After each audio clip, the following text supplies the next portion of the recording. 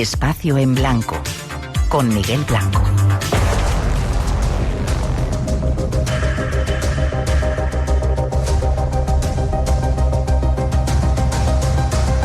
Hola, buenas noches. Los misterios de hoy llegan casi con luna llena y queremos vuestra compañía aquí en Radio Nacional. Algo que hacemos hoy, como siempre, en directo desde el estudio 101 de la Casa de la Radio, cuando es la 1:06, 12:06 en las Islas Canarias, con los saludos de todo el equipo del programa.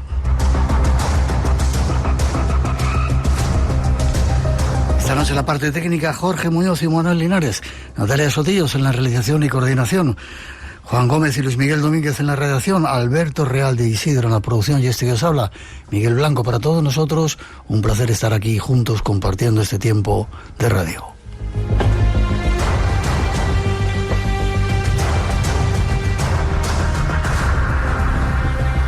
Tenemos forma de comunicar con vosotros. Déjate caer en nuestras redes. eBlanco Radio, RN, por WhatsApp 633 50 50 11 y en el mail espacioenblanco@rtve.es. Redes abiertas y dispuestas a vuestra participación, que controlan Ramón Álvarez y Antonio Baena. Y para hoy nos acompañan invitados muy especiales, lo vais a descubrir enseguida, y temas interesantes. Tras esa introducción os damos un avance.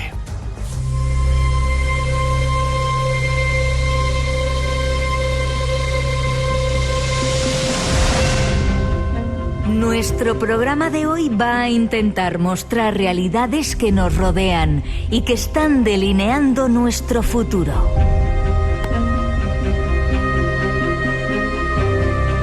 Desde las formas de control o las estrategias y trucos del poder mundial.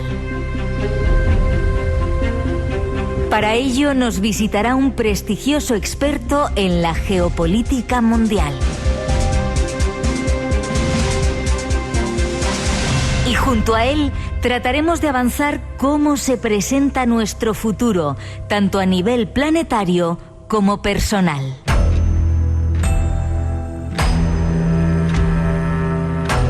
Llegará un segundo argumento que hemos titulado Supernatural.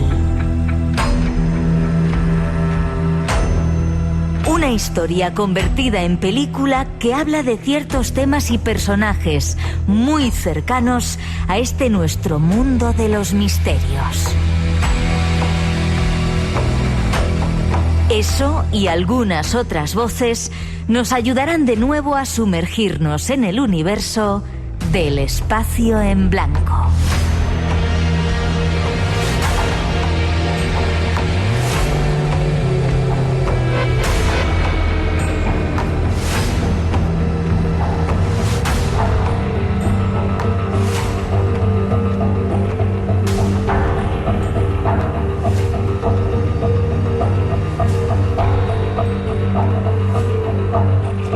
Un avance de los temas que os hemos preparado, y llega de nuevo al programa uno de los máximos expertos en el mundo de la geopolítica y uno de vuestros invitados favoritos, el coronel Pedro Baños.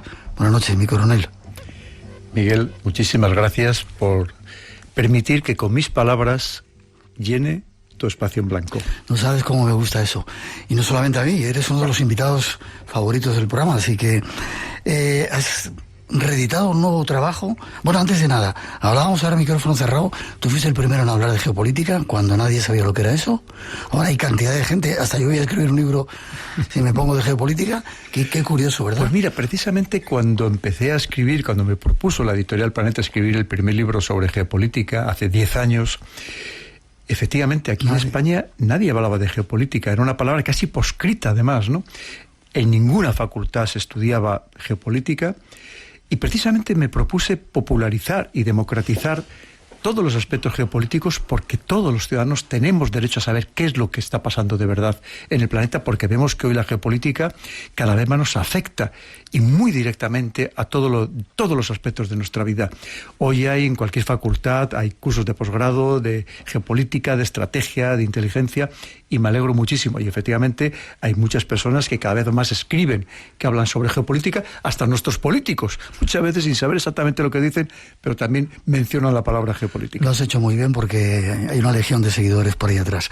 Y has reeditado un libro que se llama Así se domina el mundo, desvelando las claves del poder mundial, que lo has hecho un poco, no solamente para la gente mayor, sino también para los jóvenes, ¿no? Que puedan entender, y con una cantidad de frases y de cosas que debería estudiarse en la universidad. Ese es el objetivo que me he propuesto con este libro, que ya incluso el formato es muy juvenil, muy atractivo visualmente. Además hemos incorporado un centenar de viñetas, que son ilustraciones que son verdaderas viñetas, también para atraer a ese público juvenil, porque los jóvenes no se pueden desligar de todo lo que está pasando en el mundo. Ellos son el futuro, y este futuro también evidentemente les afecta y muchísimo a ellos. Antes de entrar en tema, ¿qué está pasando con los políticos españoles que están a la gresca todo el tiempo? ¿Por qué? Pues es que da la sensación de que no saben vivir de otra manera, pero además que están con esas peleas muchas veces infantiles, incluso ordinarias, y tú groseras, ¿verdad? Y el problema es que si están en esas peleas no están a atender a realizar su verdadera labor, que es precisamente conseguir entre todos una sociedad mucho mejor, pero no la de ahora, sino también la de futuro. Y ya que hablamos de los jóvenes, sobre todo proporcionar un mejor futuro de verdad a una juventud que en gran medida lo está pasando muy mal, Miguel, lo está pasando muy mal. Y muchos de estos políticos, los nacionales y los comunitarios, los de la Unión Europea, que parece que viven en otro mundo completamente diferente. Está nuestro invitado, 1:12 en las Islas Canarias. Nos vamos ya a entrar en tema, ya veréis qué interesante. ¿Puedes sintetizar qué estrategias están llevando a cabo en este momento los gobiernos? Pues mira, la primera estrategia es la de el dominio a través de la economía. Ahora mismo, hace muy pocas horas que hemos conocido la última estrategia de seguridad nacional de Estados Unidos, la primera de la segunda etapa de la administración Trump, y prácticamente todo está relacionado con la economía. Recuperar el poder económico de Estados Unidos, que lo estaba perdiendo porque hay otros que lo están ganando, están amenazando su estructura, su armazón económico. Y ahora mismo hay una gran pelea precisamente en los ámbitos comerciales, económicos, financieros, tecnológicos, que está todo íntimamente relacionado. Porque piensa que, como empiezo precisamente poniendo en el libro, la economía manda. Si un país no es solvente... El dinero. Vale. Si un país no es solvente económicamente, ¿cómo va a mantener toda la estructura, todo su armazón? Y Estados Unidos estaba viendo peligrar precisamente ese poderío del que hasta hace muy poco había disfrutado de una manera absoluta. Y esa pelea que muchas veces nos pasa desapercibida, pero es una pelea impresionante. Precisamente estamos viendo cómo Estados Unidos presiona a la Unión Europea de manera sistemática para que le compremos energía, para que le compremos a sus empresas, nos pone aranceles, que ese también es otro instrumento económico muy, muy potente, porque al final son guerras que nos pasan desapercibidas para el común de los mortales, pero que son guerras de una intensidad altísima en el plano geopolítico.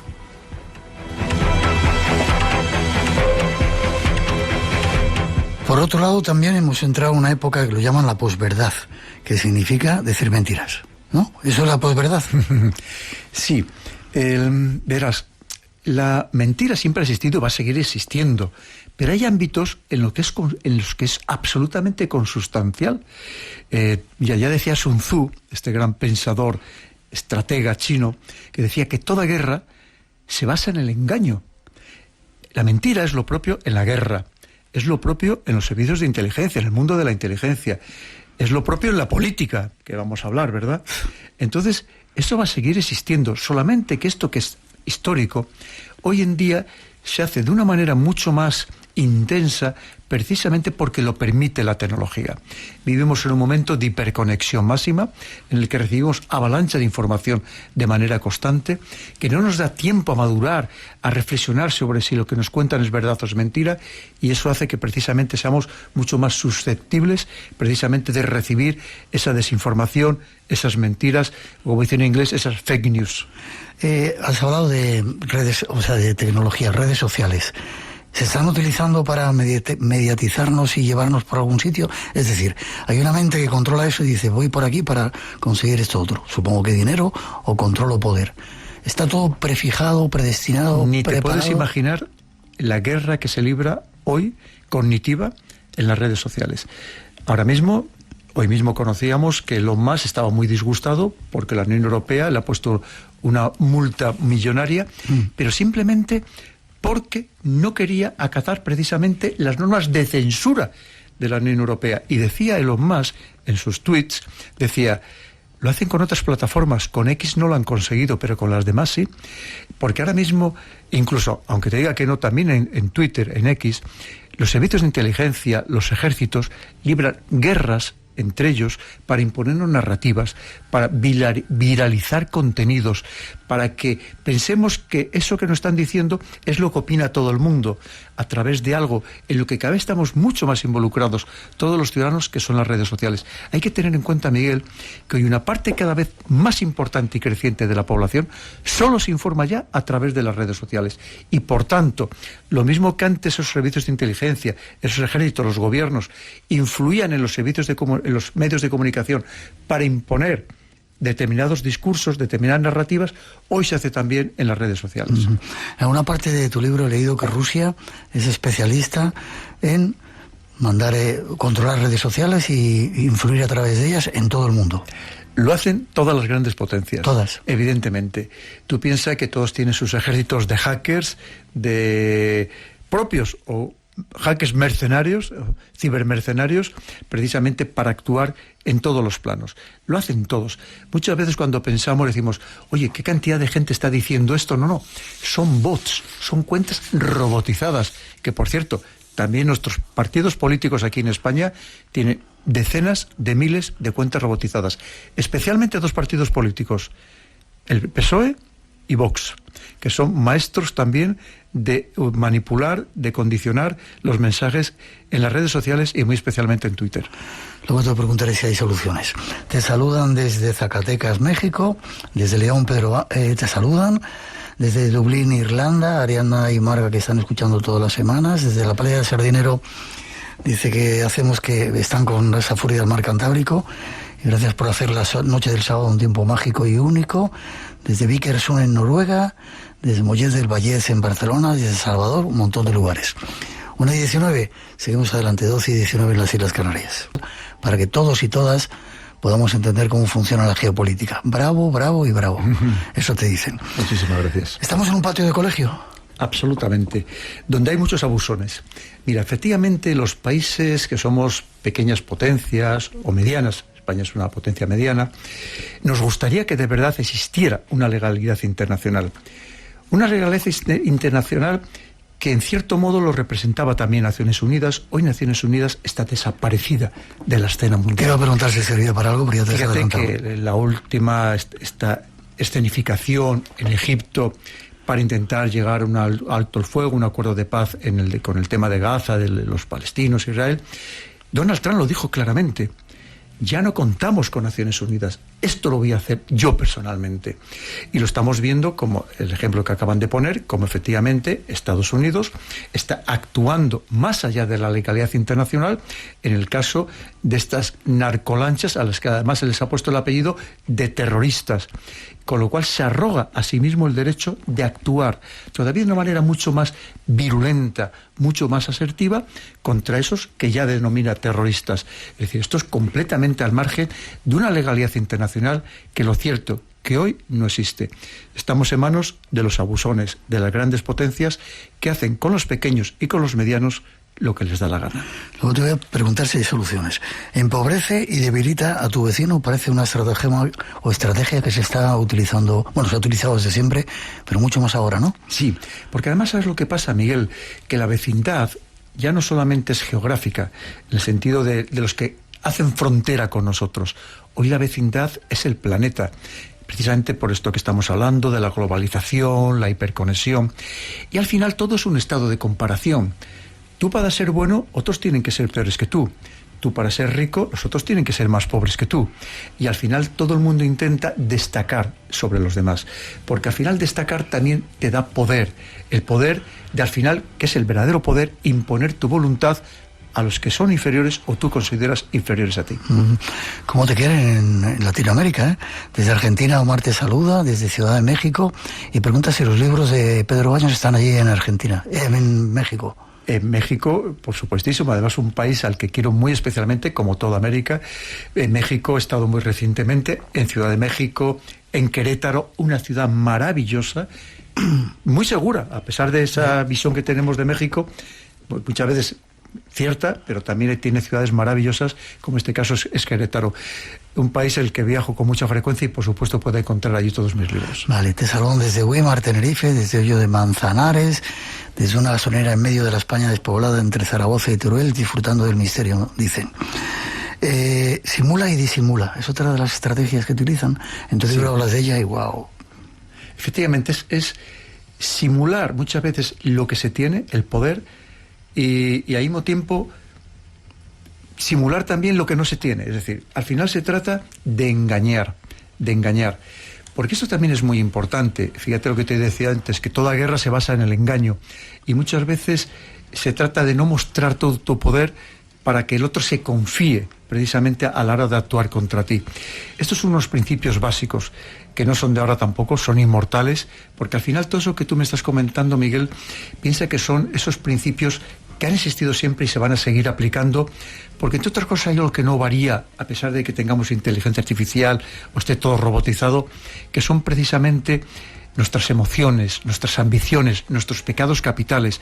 Eso es algo que no va a cambiar nunca, haya la tecnología que haya, y eso es parte también de ese simula y disimula.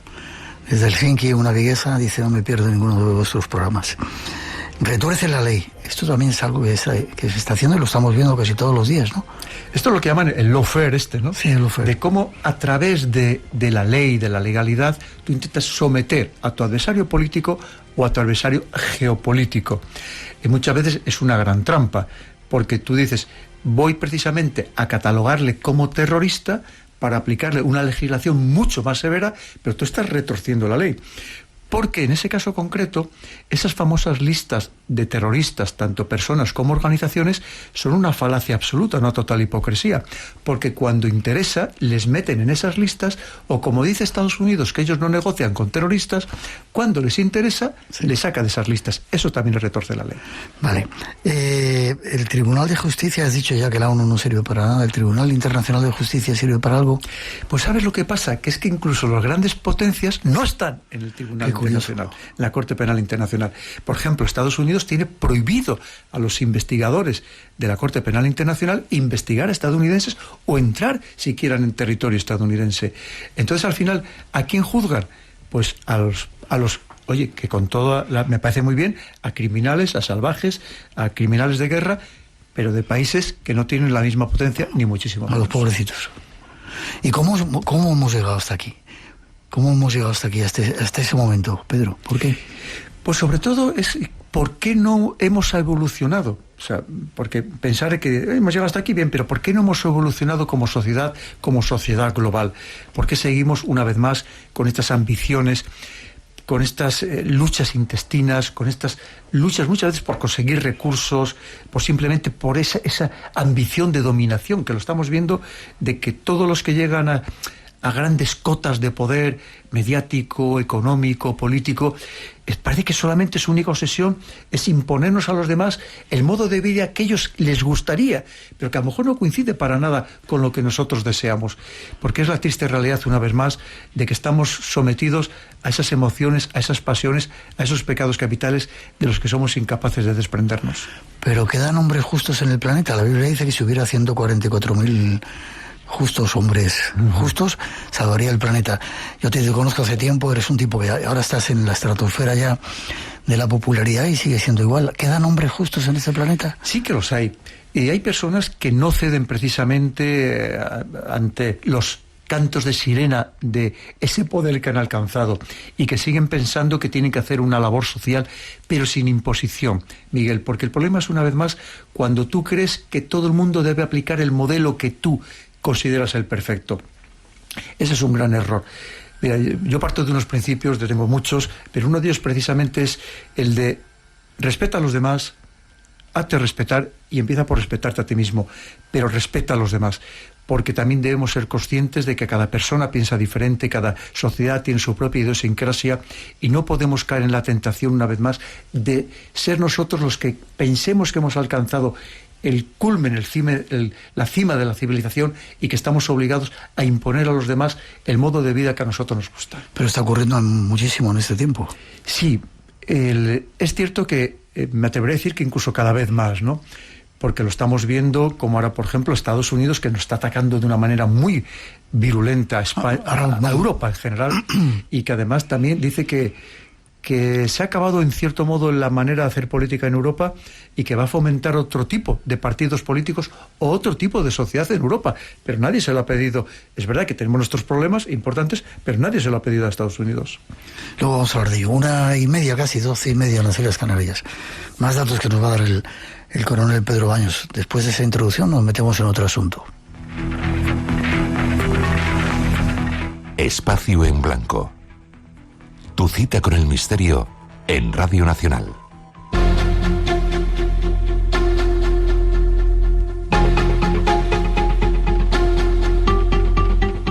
Tenemos en estos tiempos muchas guerras y rumores de conflictos.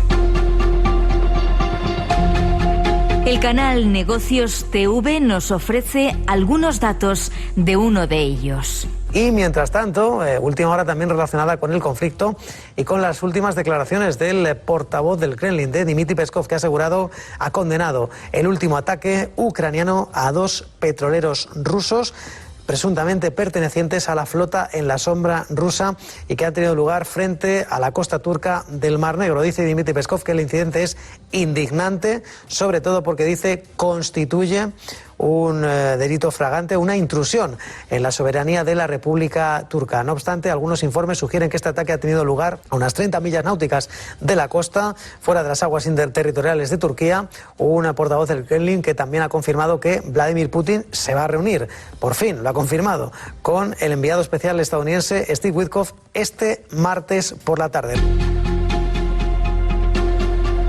Se habla de tratados de paz, tanto en Ucrania como en Palestina, pero las noticias nos muestran otra realidad.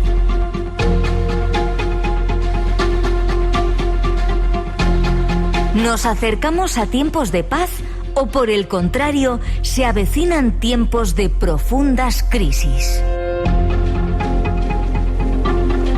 Los medios de comunicación en Europa hablan de guerras en Ucrania y en Israel, Palestina o en Gaza, pero hay como 50 guerras más en el planeta y no sabemos nada de ellas. En África. Mira, Miguel, hay días que solamente en Sudán mueren más de 1.000 personas. Solamente en Sudán, Miguel. Te iba a preguntar por hay las guerras, grandes guerras absolutamente olvidadas de África, de unas guerras terribles, con unas matanzas horrorosas, pero como a nosotros no nos afecta directamente, es que no es que sean titular, es que no aparecen siquiera ni en una pequeña esquina de los medios de comunicación. Y esto es muy triste, porque efectivamente hay muchas personas en el planeta que sufren, más allá de las que a nosotros directamente nos preocupan. Esto efectivamente es África, este continente, el que parece que es el que simplemente sigue siendo esa gran despensa en la que depredamos los europeos después de las cumbres de Berlín, pero que también pues, lo hacen otros países, empezando ahora mismo pues, por China, ¿verdad? Uh-huh. Entonces, claro que debíamos preocuparnos. Pero luego, claro, tenemos aquí una guerra terrible en Europa, en la que los dos grandes potencias, Rusia y Estados Unidos... En este caso, discúlpame, Rusia ha sido el grandullón que ha dicho, voy a por ti, a por Ucrania, pero bueno, sigue. Están intentando buscar una salida, buscar la paz, pero fíjate, sin contar con el resto de Europa. Y sin contar con una guerra que hay en Europa, para que nos demos cuenta de cómo hemos quedado también ser insignificantes con lo que llegamos a ser en un momento determinado Europa, que ya no lo somos. Y además, lo triste es que también hay muchos dirigentes europeos que parece que están intentando nada más que perpetuar esa guerra, cosa que evidentemente no beneficia, lo primero, a los ucranianos. Que se habla de cifras mensuales de muertos ucranianos, cifras verdaderamente espeluznantes, que están acabando con generaciones enteras de ucranianos. Entonces, ojalá llegue pronto la paz, por supuesto, pensando sobre todo en Ucrania y en los ucranianos. Ucrania es porque tiene tierras raras. Eso es lo que interesa de ese país y por eso Estados Unidos se ha metido ahí. Y luego te preguntaré si sirve de algo lo que está haciendo Estados Unidos tanto en Ucrania como el Tratado de Paz en Palestina, en la guerra de Gaza. Ucrania es un país riquísimo en recursos naturales. Casi tierras raras es lo que menos tiene, pero tiene cientos, me atrevo a decir miles de yacimientos, algunos de ellos estratégicos, de minerales estratégicos. Tiene las famosísimas tierras negras, que algunos tienen casi hasta 10 metros de profundidad. Estamos hablando de las tierras más fértiles del mundo, que ya incluso en la antigua Grecia ya se llevaban el grano de esas tierras negras de Ucrania. Y claro, es un terreno muy apetecible para muchas cosas. Y además, si vemos estos acuerdos de paz, los 28 puntos que trascendieron de este acuerdo de paz inicialmente entre Rusia y Ucrania, y Estados Unidos, en cierto modo era para quedarse con todos estos recursos ucranianos por parte de unos y de otros. Pero también hay muchos dentro de Europa que también están esperando coger parte de ese pastel o ser parte del pastel de la reconstrucción, que también será muy importante en Ucrania. ¿Cómo crees que va a acabar esa guerra? ¿O cómo crees que se va a acabar esa guerra? Pues esperemos que acabe una vez más lo antes posible y seguramente no le quedará más remedio a Ucrania que ceder parte de su territorio. Hay que pensar que, por ejemplo, lo que significa la península de Crimea es absolutamente irrenunciable para Rusia, como si tiene que morir hasta el último de los rusos, por cuestiones históricas. Pero luego también todo lo que significa la zona del Donbass, los Donetsk y Lugansk, eso es totalmente ya irrenunciable. Que alguna parte de los otros territorios que ha ocupado Rusia, como puede ser Zaporilla y Jersón, renunciara a parte de ellos, creo que es posible, pero lo demás creo que es totalmente irrenunciable, y es lo que ahora mismo incluso Estados Unidos ya le está exigiendo a Zelensky que de una vez por todas lo ceda. Pero claro, ahí tiene el apoyo que todavía le siguen dando algunos dirigentes europeos, principalmente 3. Merz, el canciller alemán, Macron, el presidente de Francia, y Starmer, el primer ministro británico. ¿Porque les interesa que la guerra continúe? Es que están en una situación ellos mismos también muy delicada. Miguel, piensa que ahora mismo Macron tiene una popularidad que probablemente hoy no llega esta noche al 14%. Merz debe andar por el 20%. Starmer en Reino Unido lo está pasando muy mal. Está pasando una situación también muy crítica, económica y social. Entonces, a lo mejor esto les puede servir para aglutinar un poco la población al presentar un enemigo común, en el caso de Rusia, y además incluso esa posibilidad de llevarnos a una guerra que también serviría mejor simplemente para tapar sus propias vergüenzas.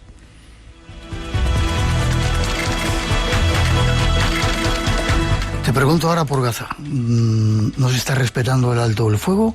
¿Cómo crees que va a terminar esa historia? Es muy curioso porque ya los medios de comunicación ya no hablan de lo que está sucediendo en los territorios palestinos, porque ya no solamente es en Gaza donde sigue habiendo violencia, además una Gaza que ahora mismo está partida por la mitad longitudinalmente, que lo que han dejado a los gazatís es la parte de la costa, las tierras improductivas, prácticamente sin agua, e Israel se ha quedado la parte hacia el interior, la otra mitad, que son donde están las tierras mejores y donde existen prácticamente todos los recursos hídricos. Pero no se habla nada de lo que está pasando en Cisjordania, porque recordemos que se trataba de buscar la solución 2 estados, Israel por un lado y por otro lado Palestina, los territorios palestinos, pero que incluye no solo a Gaza, sino también a Cisjordania. Y ahora mismo, oficialmente, y así lo ha dicho el Parlamento israelí, se quieren anexionar Israel completamente Cisjordania, con lo que ello significa. Cuando ya había cientos de miles de judíos asentados en este territorio, ya sería la ocupación total y absoluta. Y en cambio, prácticamente ya no se menciona en las noticias. Tú ya sabes que tristemente hay una máxima también en el periodismo que dice que las noticias internacionales solamente hay una y media. Y cuando estamos pendientes de una, las otras prácticamente pasan desapercibidas, como hablábamos antes del caso de estas guerras terribles que se libran todos los días en África. África. Alguien nos contó hace mucho tiempo que era el continente reserva y que habían los grandes políticos, las grandes fortunas, los más poderosos, habían previsto que muriese mucha gente para liberar un poco la cantidad de gente que había ahí, por si aquí en Europa pasaba algo, poder ir allí. ¿Hay algún plan de esos, a esos niveles de geopolítica, de esas mentes poderosas que hay? Yo ya me creo casi cualquier cosa, Miguel, pero fíjate que África duplica la población cada 20 años, 20, 25 años.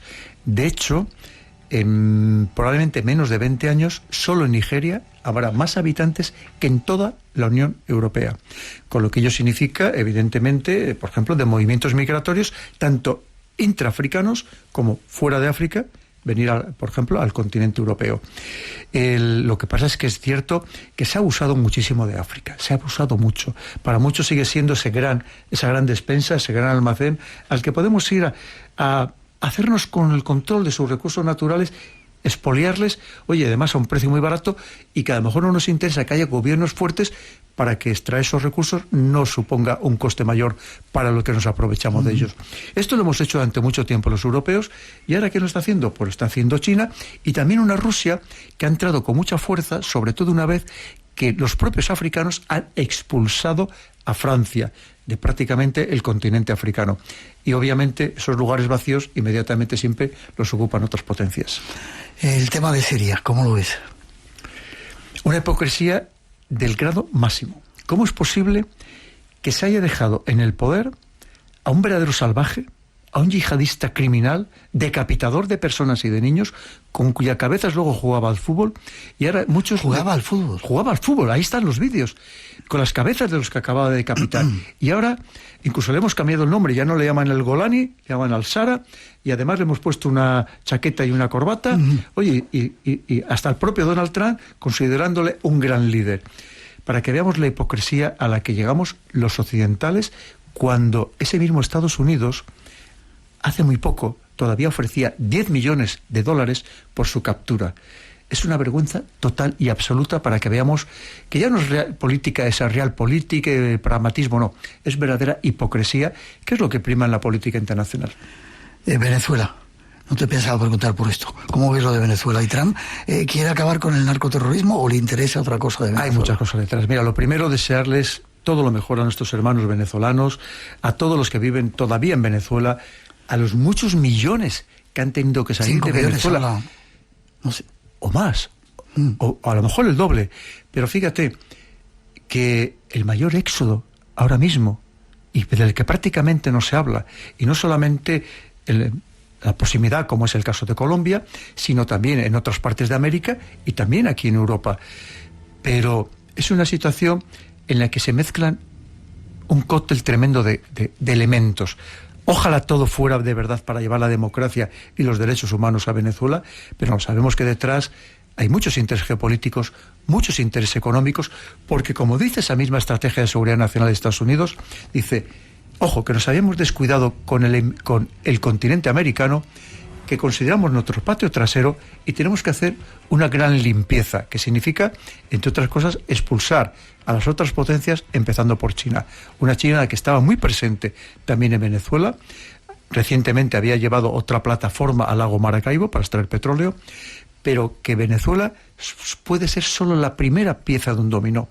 Detrás pueden ir Cuba, pueden ir Nicaragua, ojo, Miguel, y a lo mejor países como Colombia y México, ahora mismo muy enfrentados sus dirigentes, tanto el señor Petro en Colombia como la señora Eisenhower en México, con la administración Trump.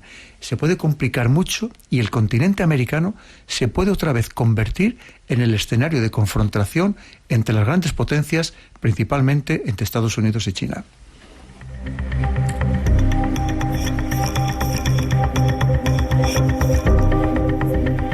Dicen, es fantástico y muy humano. Un abrazo desde Toro, Zamora. Ya podían los políticos tener la claridad mental del señor Pedro Baños, llegaríamos a algún buen sitio. Saludos desde Bilbao. Gracias por explicar, esclarecer y dar luz a la realidad tan manipulada y tergiversada. En esta parte me gustaría hablar de la religión. ¿Qué papel juega ahora?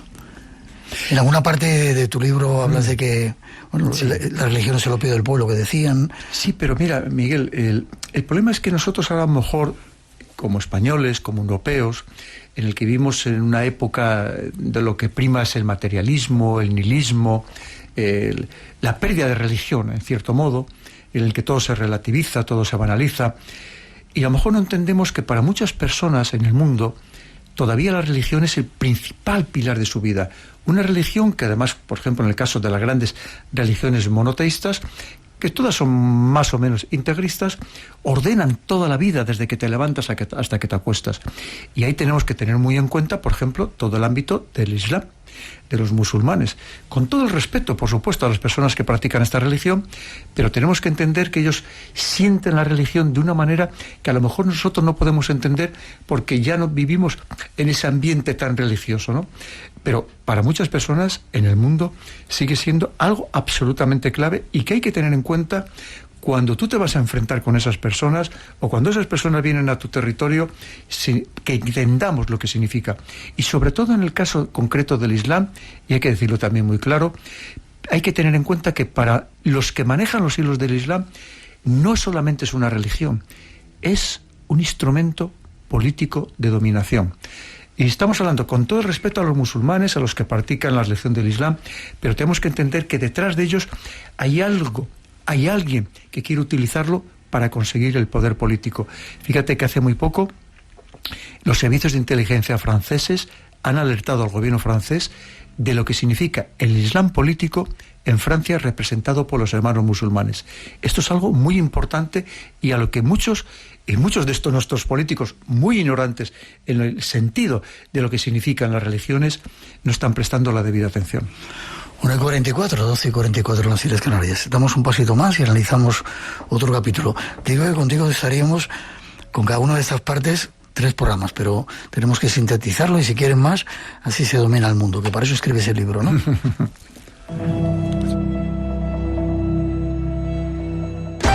Radio Nacional de España, la radio por delante. Muy buenos días. Varios mensajes hoy sobre un mundo... Música para violín y piano en Radio Clásica. 180 grados, estás en Radio 3. Vamos a comentarlo aquí en Radio 5 con la... ¿Ya tienes RN Audio en la tele? Educando emociones. Diario de educación emocional. Ponte RN Audio en tu tele. He tenido miedo de morir. ¿Cómo es vivir y morir en Gaza? Descarga la aplicación de RN Audio en tu televisión conectada. En tu realismo mágico. Y disfruta de la radio en directo y de la oferta más completa de podcast. El programa Mañana Más porque nos vale para cualquier horario. Y en el podcast cuando tú quieras. RN Audio en tu tele. Risas, músicas, yo que sé cuántas cosas más. Radio Nacional de España.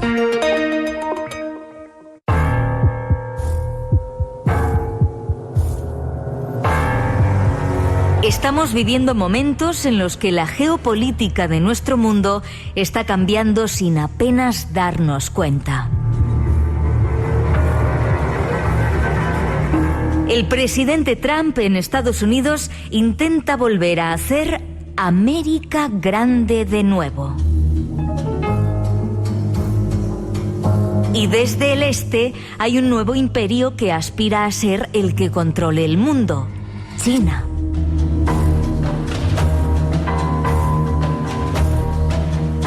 Veamos qué opina nuestro invitado sobre todos estos movimientos geopolíticos. Pues te pregunto, ¿qué opinas de todos estos movimientos? Pues mira, volvemos a referirnos otra vez a esta estrategia de seguridad nacional de Estados Unidos, que hemos conocido hace muy pocas horas. Ya no habla de China como el gran enemigo, el gran adversario, pero sí que advierte que va a seguir siendo su gran competidor, que va a intentar llevarse lo mejor posible, porque incluso a Estados Unidos ya le da miedo China. Fíjate, incluso habla del poder militar chino que tiene. Hasta ahora mismo no se hablaba de eso, ¿no? Pero da la sensación de como que Estados Unidos está empezando a reconocer que o se reparten el mundo o no les quedaría más remedio que llegar a un enfrentamiento militar directo. Y nuclear. efectivamente, con todo lo que ello significaría. Pero sí, a Estados Unidos ahora mismo está muy impresionado por los avances de una China que hace 20 años no era nada. Hace 20 años apenas. Cuando digo nada, es nada. Y en cambio, en poco tiempo, lo que ha llegado a crecer. Una China que hemos de tenerlo claro, que pretende, para cuando celebre el centenario de la creación de esta República Popular China, en 2049, ser los amos del mundo a su manera, a través principalmente de cuestiones económicas, no aspectos militares, pero de cuestiones económicas. Pero tanto se ha dado cuenta Estados Unidos de que se estaba equivocando en sus políticas, que ahora mismo lo que acaba de decir es: voy a replicar lo que estaba haciendo China y yo no voy a intentar obligar a ningún otro país a ni siquiera que sea una democracia. Lo que voy a intentar, como hacía China, es negociar, obtener sus recursos, pero sin ninguna injerencia en su política interna. Se ha dado cuenta de que tiene que modificar sus políticas, hasta las que había llevado hasta ahora mismo Estados Unidos, porque China le estaba ganando la partida en todos los planos. Supongo que cuando has viajado por América Latina habrás visto cómo China tiene comprada media Sudamérica, terrenos en la Argentina en montones de lugares, en Ecuador en montones de lugares, en África exactamente igual. Cuando subimos hace poco por ahí, todo eran empresas chinas. Es así como lo va haciendo, y además despacito, silencio. Correcto. Ya lo decía de Xiaoping, no llamemos la atención, no levantemos suspicacias, ya llegará nuestro momento. Su momento ha llegado. Efectivamente, es muy curioso, vamos a Costa Rica y a la capital, a San José, y te dicen: mira qué estadio más maravilloso nos ha regalado China. Sí. Obviamente nadie regala nada. Sí. Y luego no solamente eso, fíjate que todo, que es lo que le preocupa a Estados Unidos, que se está llevando la soja de Argentina y de Brasil, el cobre de Chile, el litio del Triángulo del Litio, Argentina, Bolivia, Chile, que se está llevando a través de este corredor bioceánico que quiere crear desde este puerto gigantesco de aguas profundas de Chancay, en Perú, hasta Brasil, para modificar completamente la cadena logística global. Claro, es que es un avance de China en todos los planos, que esto pone muy nervioso a Estados Unidos, que una China que había conseguido establecerse prácticamente y controlar el canal de Panamá, hasta que Estados Unidos ha presionado al gobierno para que rompa ese lazo con China. Pero una Colombia de Petro que también ahora ya se ha convertido en un eslabón importante de la ruta de la seda china. Es decir, es que es apabullante lo que hace China, de esa manera muy civilina, muy astuta, muy silenciosa, pero que la penetración es impresionante. De hecho, ahora mismo, en prácticamente cualquier país de Centroamérica y de Sudamérica, los últimos vehículos que veamos ya son todos chinos.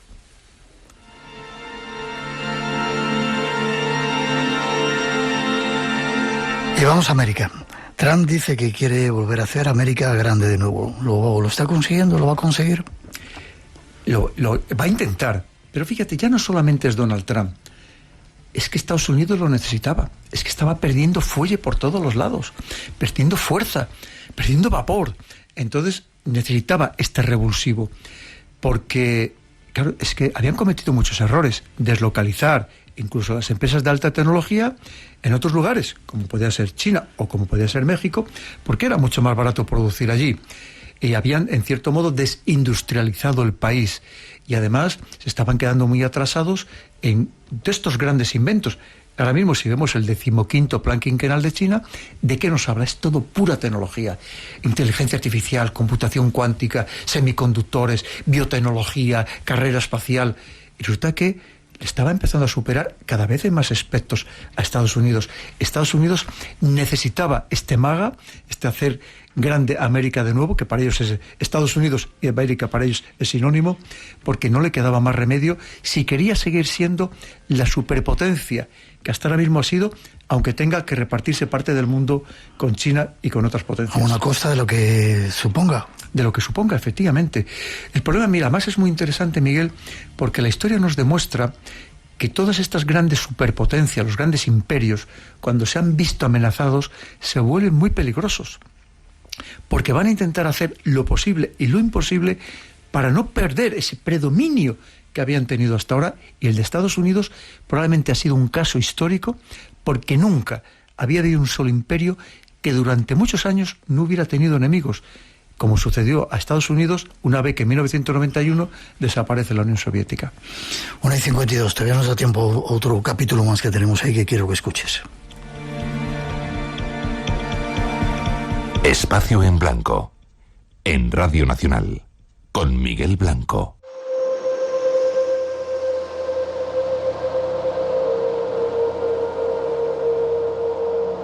Y en medio de todos estos cambios, nos preguntamos el papel de Europa entre tantos movimientos.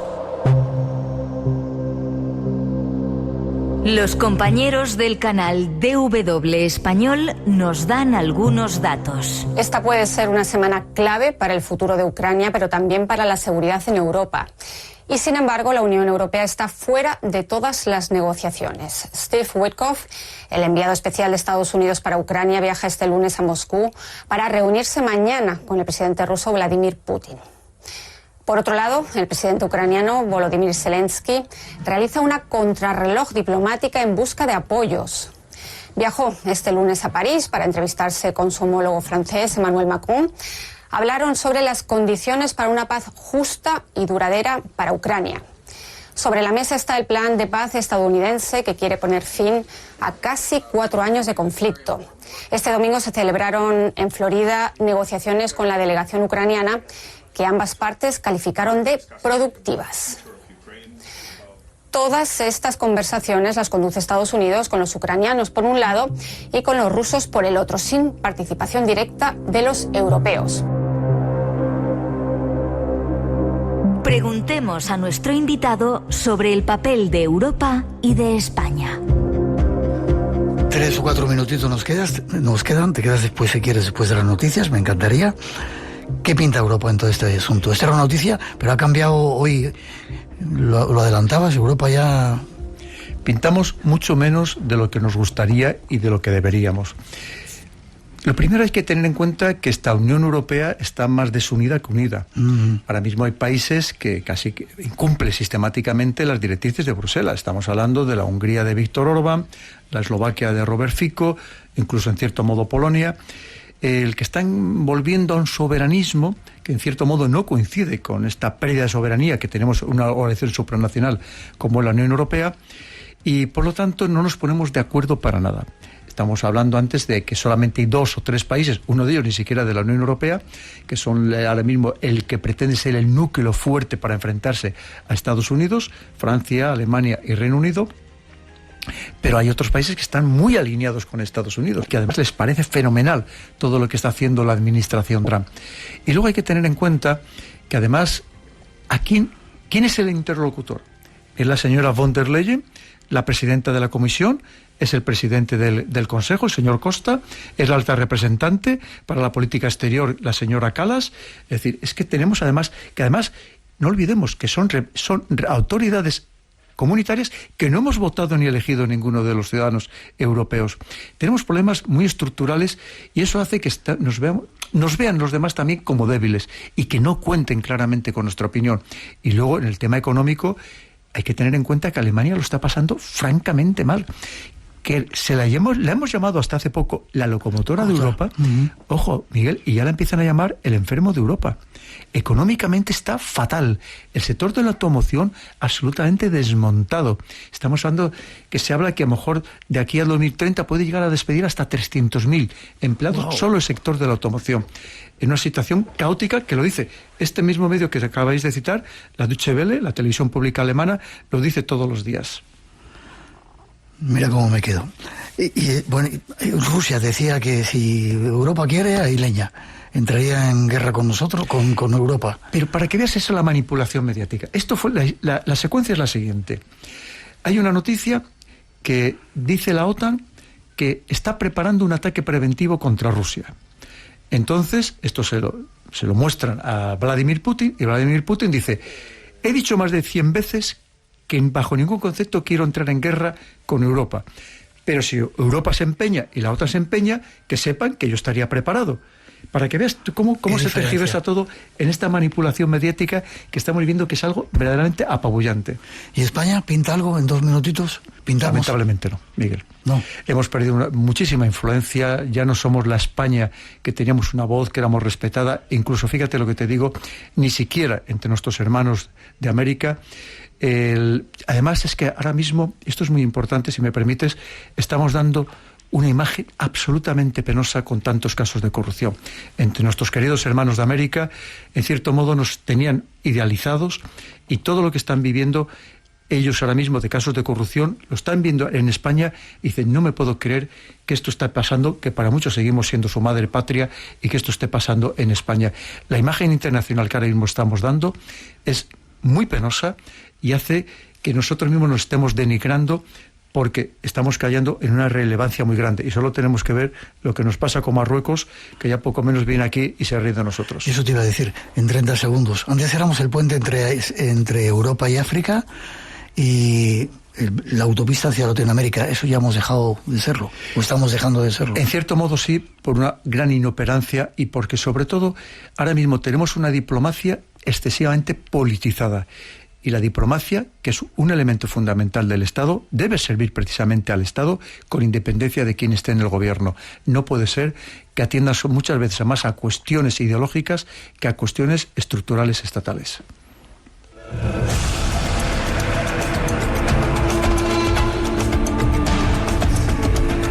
Siempre pregunto si está a gusto el invitado. ¿Estás a gusto? Súper a gusto contigo, Miguel. Y encantado de que cuentes conmigo siempre. Fíjate que te pillamos y estás todas las semanas aquí. Te quedas un ratito, ¿vale? Tenemos que hablar de extremismos. Muy bien. Hemos de hacer una pausa. Llegan nuestros compañeros con las noticias de las 2, la 1 en las Islas Canarias, y enseguida regresamos. Nos queda una segunda hora con un montón de temas interesantes. Blanco Radio RN, nuestras redes sociales por si queréis intervenir o mandar algún saludo en el 633 50 50 11. No os vayáis, que enseguida regresamos.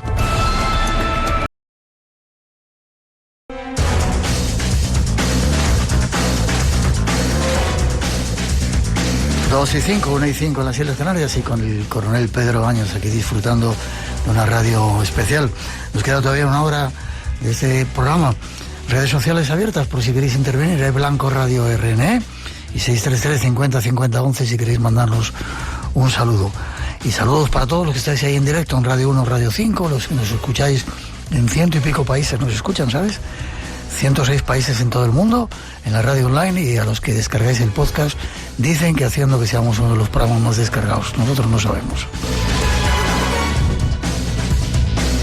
Y seguimos con nuestro especial invitado, el coronel Pedro Baños, que todavía tiene que contarnos algo que va a hacer después de esa introducción.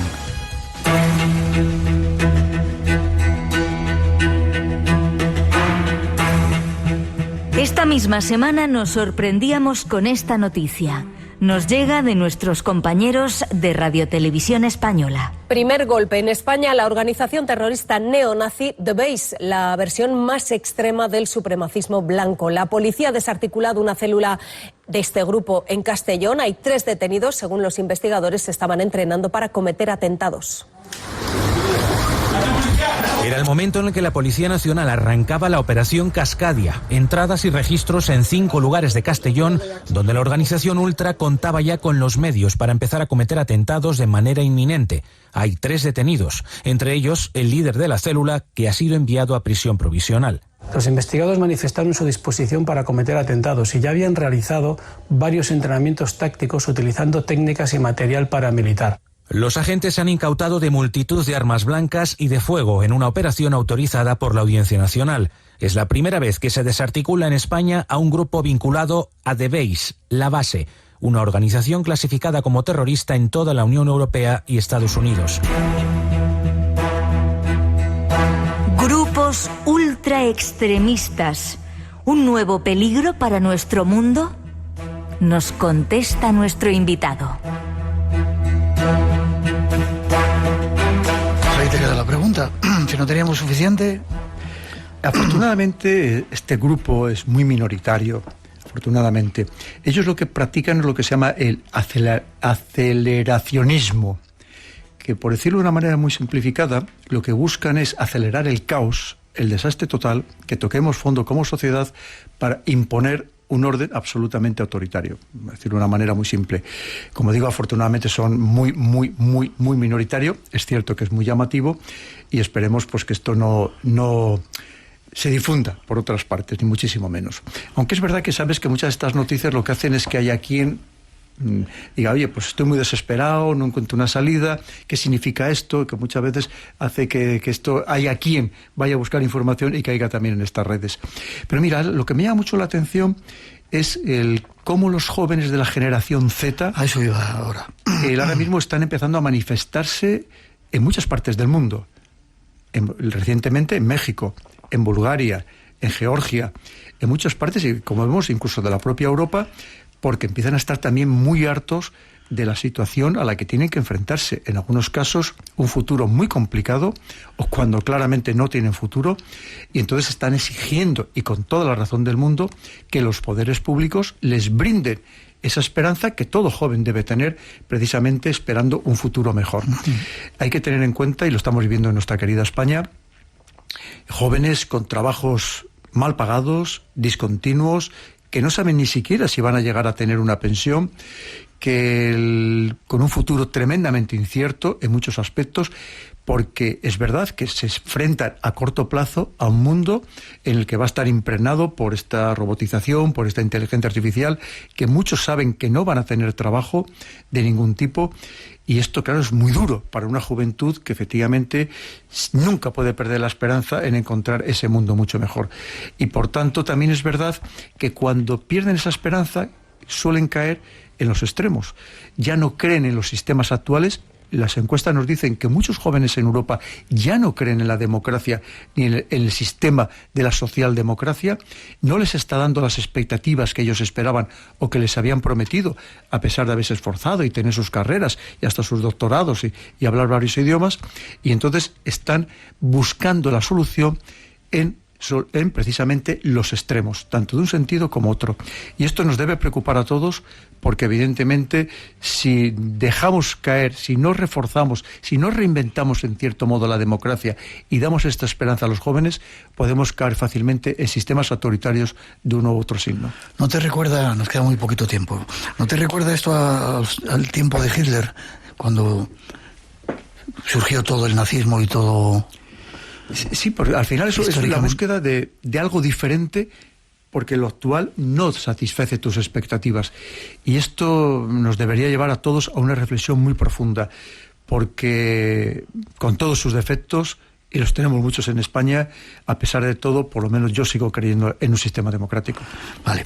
Hay una frase que pones en tu libro, que es de George Orwell, en La espiral del silencio, que a mí me ha dejado: llegará un momento en que la gente no se rebele.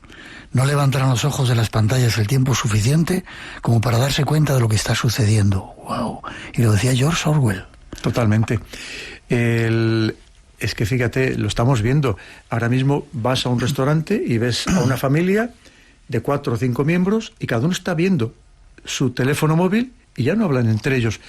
Familias que se mandan ya mensajes por WhatsApp o por Telegram de una habitación a otra. Es que ni siquiera tienen esa comunicación. Y fíjate, esto tiene repercusiones terribles, como que, por ejemplo, muchos jóvenes consideran que están solos, están sintiendo una soledad no deseada, porque a pesar de que tengan muchos amigos virtuales, ya no tienen contacto físico. Y las personas, los seres humanos, somos gregarios, necesitamos el contacto físico, necesitamos abrazarnos, necesitamos besarnos, necesitamos sentirnos, y estamos perdiendo esa parte fundamental y esencial que nos hace humanos.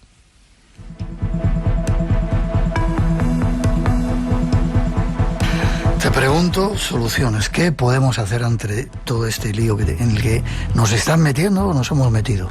Pues mira, Miguel, lo primero, reflexionar precisamente a qué sociedad vamos a muy corto plazo, no te digo ni siquiera 5 años, a muy corto plazo, y eso nos debe llevar también a una reflexión profunda de que cuando votemos tenemos que saber muy bien a quién votamos. No podemos seguir votando por inercia, no podemos seguir votando por costumbre o por fobias y filias. Tenemos que elegir a buenos gobernantes, personas sensatas, personas con conocimiento, personas que vengan a quemarse a la política por nosotros, por la sociedad. ¿Y no enriquecerse? Y no enriquecerse, y sobre todo que tengan absolutamente clara por dónde van el mundo y por dónde va la nueva sociedad. Porque esto está cambiando muy rápidamente y necesitamos a los más capaces para ponerles en sus manos las riendas de nuestra vida, de nuestra hacienda y hasta de nuestra dignidad. ¿Y hay gente de esa? La hay. Lo que pasa es que ahora mismo la política está tan desprestigiada, Miguel, que los mejores no quieren entrar en política, porque muchas veces supone un desgasto terrible para ellos, para sus familias, para muchas veces ganar de manera legítima, porque ya sabemos de ilegítima la corrupción lo que pasa, de manera legítima mucho menos de lo que podían ganar en el mundo, en el sector privado, pero necesitamos, una vez más, y más en este momento, en el que todo es tan complejo, tan cambiante, tan quebradizo y además tan competitivo, necesitamos a los mejores al frente. No podemos tener a personas que vemos que en algunos casos son incapaces de hilar una frase completa que tenga sentido, que a veces no saben ni ellos mismos lo que acaban de decir. ¿Y cómo hemos llegado a eso, a elegir ese tipo de personajes en la política? Y además, otra cosa que te digo, gente que tiene un cargo político que luego tiene un sueldo, no sé si de por vida, coche, secretaria, cuando ya deja de ser eso que es. Y que además no lo cambia porque, bueno, hay que protegerse. Porque hemos sido demasiado tolerantes los ciudadanos, hemos permitido los abusos, hemos permitido que nos engañen sistemáticamente, hemos permitido que nos mientan con estos programas electorales que nunca cumplen ninguno, que digo de todo el espectro. Y entonces, además, como que no nos importaba que cualquiera pudiera llegar a la política y cualquiera pudiera ser una autoridad. Y creo que debemos hacer también una profunda reflexión los ciudadanos y plantearnos que en este contexto, una vez más, tan competitivo, tan cambiante, en el que todo es tan volátil, necesitamos a personas de verdad, con una mente muy despejada, con una gran flexibilidad también mental y sobre todo personas que de verdad, mira, en otro de mis libros decía que cumplan las 4 Es.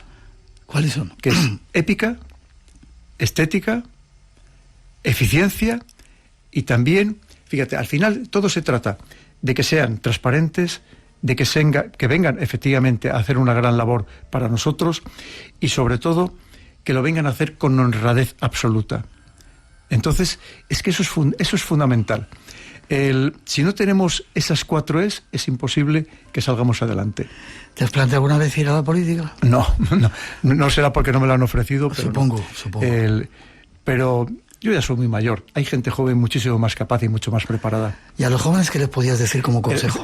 Ética, estética, épica y eficiencia, que no quiero que se me olviden las 4, que son fundamentales. ¿Y a los jóvenes qué consejo les podías dar?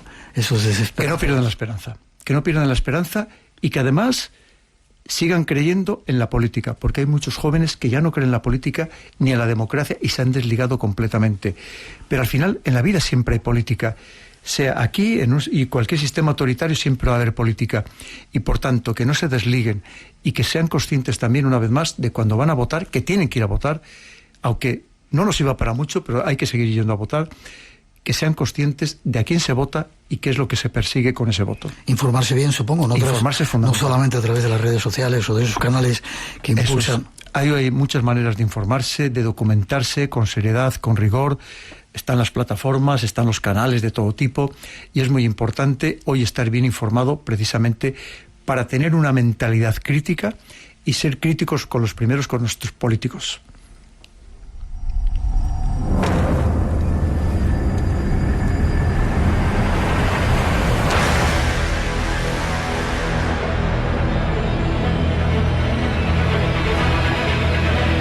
Así se domina el mundo, desvelando las claves del poder mundial. Un libro súper bonito y aparte lleno de cosas que deberíamos de estudiar, de leer y de no olvidar nunca. Estudiar incluso en las escuelas. Ha sido un placer tenerte. ¿Forma de contacto contigo? Pues mira, entre otras cosas, ya que me permites decirlo, Miguel, y te lo agradezco, tengo un canal de YouTube. Por favor. Que además está yendo excepcionalmente bien, gracias a mis queridos seguidores, que recomiendo a los tuyos si todavía no lo siguen, que se llama El Canal del Coronel, precisamente. ¿Tomo nota? El canal de YouTube. Que hacemos programas a diario, literalmente, y que además intento traer a los mejores analistas para todos los temas, tanto nacionales como internacionales. Tanto de un color como de otro. Absolutamente. Vale. Absolutamente. ¿Y redes sociales? Redes sociales, pues estoy en todas. En Twitter, @geostratego. Estoy también en LinkedIn, en Instagram, en TikTok, en Facebook, en todas las redes sociales. Hay que estar en las redes sociales. Mira lo que dicen: confieso que me da más miedo escuchar al coronel que las historias de fantasmas. Luego dicen que este no es un programa de misterio. Gracias, es un placer y un honor tener el programa, esa claridad que tienes y que hayas sido tan fácil el mostrar toda esta serie de cosas que a veces están tan ocultas. Miguel, muchísimas gracias a ti, muchísimas gracias a todos tus cientos y miles de seguidores de todo el planeta que tienes por todos los mensajes tan sumamente amables que nos han enviado. Un abrazo para todos ellos y también para ti. Aquí tienes tu casa, muchas gracias.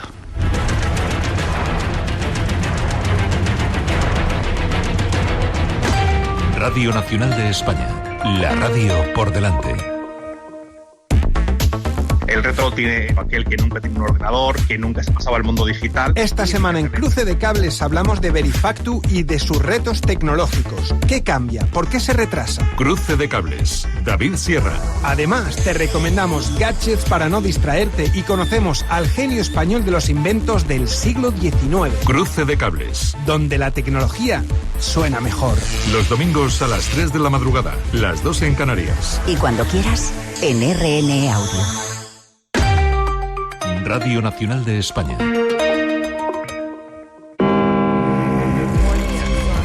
Los grandes misterios. Ese es nuestro mundo. Y si estás aquí, también es el tuyo. Espacio en Blanco. Una puerta abierta hacia lo desconocido. En Radio Nacional, con Miguel Blanco.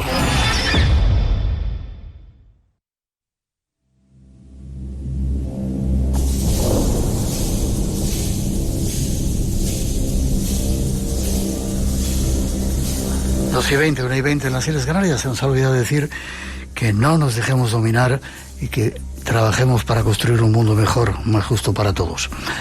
Se acaba de marchar el coronel Pedro Baños, pero hay más temas que queremos ofreceros. Algo que han llamado, bueno, ellos lo dicen,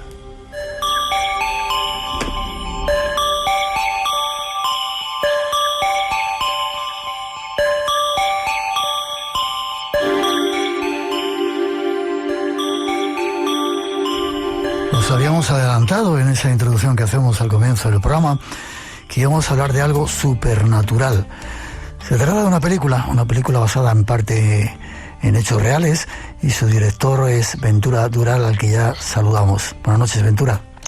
Muy buenas noches, Miguel. ¿Cómo estás?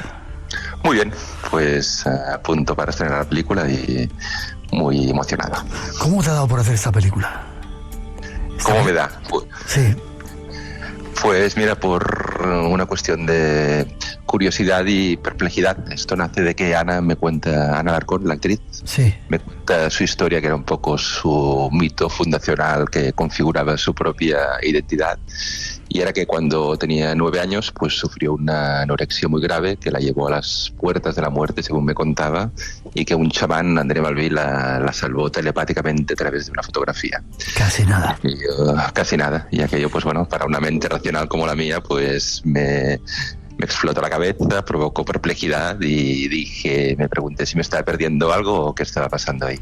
Y bueno, ahora te pregunto si te estabas perdiendo algo. Déjame que escuchemos un poquito un avance de la película, un tráiler. Perfecto. ¿Es verdad que ha curado casos irreversibles? Yo no.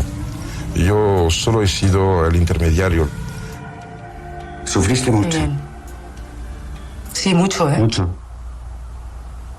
Vas en un viaje muy exitoso. No hay ninguna duda de que él ayudó un montón de gente. Donde no cuela es que haya algo supernatural de un cierto modo. Así que me parece que puede ser condescendiente que me digas esto. Ahí salen dos personajes que han estado siempre muy relacionados con nuestro mundo: Paloma Navarrete y André Malví, que estuvo en nuestro programa hace un montón de años. Exacto. En la película hay personajes que han estado muy relacionados con nuestro programa: Paloma Navarrete y André Malví.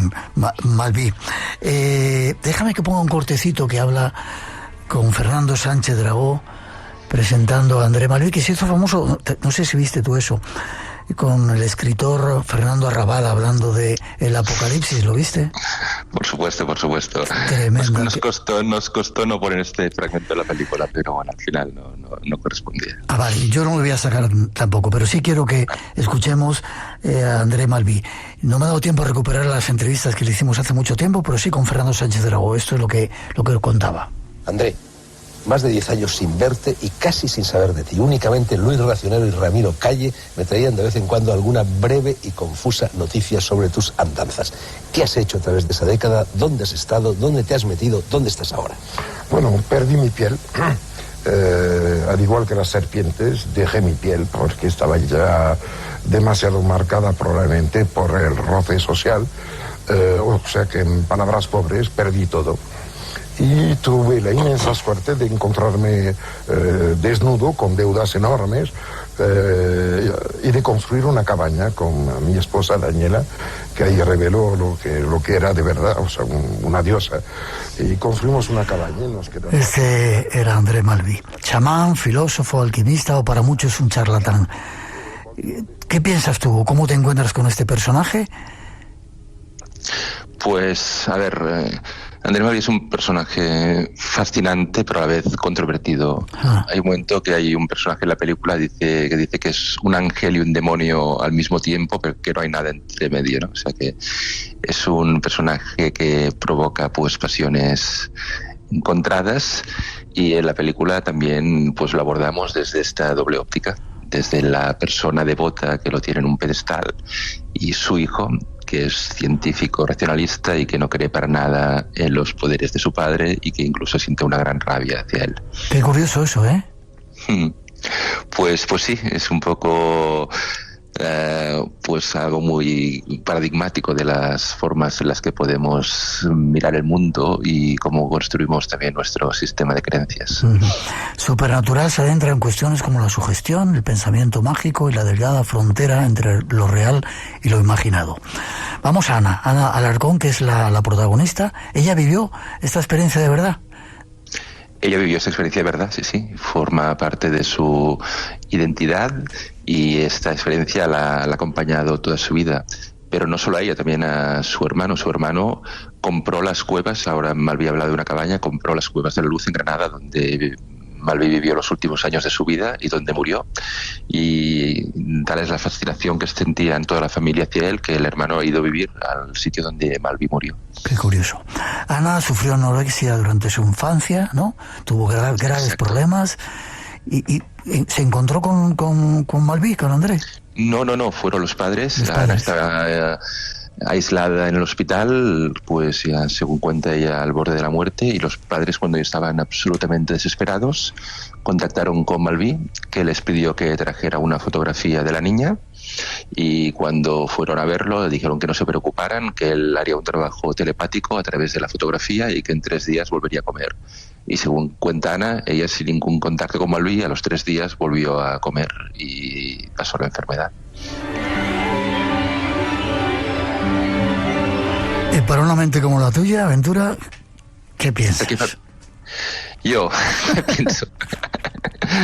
¿Qué pienso? Es complicado. Yo te he dicho que yo soy una persona racional, sí. Pero no es tanto lo que pienso yo, que tengo una... O sea, la película plantea muchas preguntas, pero también da algunas posibles respuestas, pero es el propio Malví, el que da de alguna forma las respuestas en la película. Él cuenta que él es solo un intermediario, que las curaciones se encuentran en el interior de cada persona y que él es solo un canal para ello. A veces también habla de que el mayor premio Nobel que se puede dar en la historia de la humanidad es a quien descubra cómo funciona el efecto placebo. Y con eso creo que está dando algunas pistas sobre la importancia del ritual y el rol que juega el chamán en nuestro mundo. Y un poco también explica el porqué del pensamiento mágico, por qué ha existido a lo largo de la historia y por qué sigue vigente. Ya. ¿Estuviste con él? ¿Con Malví? Sí. No, Malví murió en el año 2008. Tiempo, sí, no. Yo lo conocía, pero muy remotamente por los programas de Sánchez Dragó, de Andreas Faber-Kaiser, por un poco todo lo que has contado antes, pero no, lo he conocido muy intensamente durante estos últimos 4 años que hemos estado con la película, a través de todo el archivo, porque hemos visto pues todos los programas con Sánchez Dragó, que ponías, que es del Faro de Alejandría, sí. También los del Mundo por Montera, El Sol de Medianoche, el Sintonía Alfa de Andreas Faber-Kaiser y todos los cassettes que él grabó, donde exponía un poco sus teorías. Teníamos más de 400 páginas transcritas de archivo de Malví. ¿Y qué piensas después de todo ese estudio que has hecho? ¿Chamán, filósofo, alquimista o un charlatán? No, era alguien con una personalidad muy poderosa, con algunas capacidades extraordinarias. Todo el mundo nos cuenta que era capaz de leer libros de 200 páginas en 2 horas y recordar cada palabra, con una memoria fotográfica brutal, con una intuición a la hora de leer la gente también pues extraordinaria, y con un carisma tal que era capaz de entrar en la mente de la gente. Y no sé si a través de la sugestión o a través de alguna otra cosa, pero hacerles creer un poco lo que querían. Hemos escuchado historias pues que para cualquier mente racional son absolutamente nos dejan perplejos, digamos. Por ejemplo, ¿nos quieres contar alguna? Sí, o sea, gente que nos contaba pues la curación de Ana, o Miguel Bosé, que nos contaba que levantaba la mano y las piedras le llegaban a la mano. El hijo de Luis Racionero, que nos contaba que era capaz vio cómo curaba a la gente dando la vuelta 180 grados a la cabeza. Gente que nos ha dicho que ha hablado con él después de muerto. Gente que nos ha dicho que hizo caminar a un tetrapléjico, que movía las hojas de los árboles desde la distancia con la mano, que orientaba la dirección del fuego también con la mano. Y si ya te cuento lo que nos contaba Paloma Navarrete, pues... Por favor, no. Paloma de la familia... Pues mira, Paloma Navarrete nos contaba que estando con él en un acantilado en Málaga, había un coche que se desfrenó, que está a punto de caer por el acantilado, y que de repente Malví pues alzó los brazos y salieron unos duendecillos que pararon el coche y se lo salvaron de caer al acantilado. Pues historias de estas, las que quieras.